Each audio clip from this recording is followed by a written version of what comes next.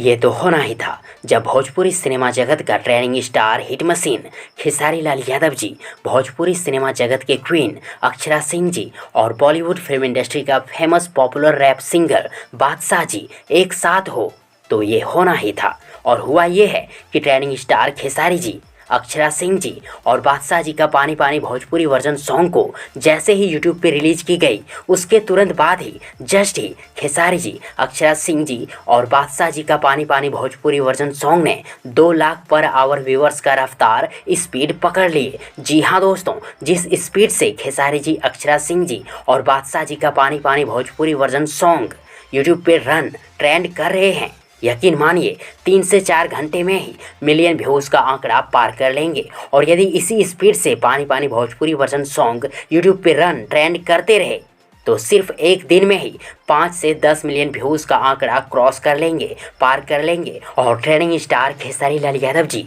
अक्षरा सिंह जी और बादशाह जी के पानी पानी भोजपुरी वर्जन सॉन्ग को all time blockbuster hit Bhojpuri song बनने से कोई नहीं रोक पाएगा। और बहुत जल्द ही पानी पानी भोजपुरी वर्जन सॉन्ग पूरे भारत में यूट्यूब पे टॉप 5 में ट्रेंड करते नजर आएंगे हम सबों को। आई लव खेसारी भाई, आई लव खेसारी फैंस।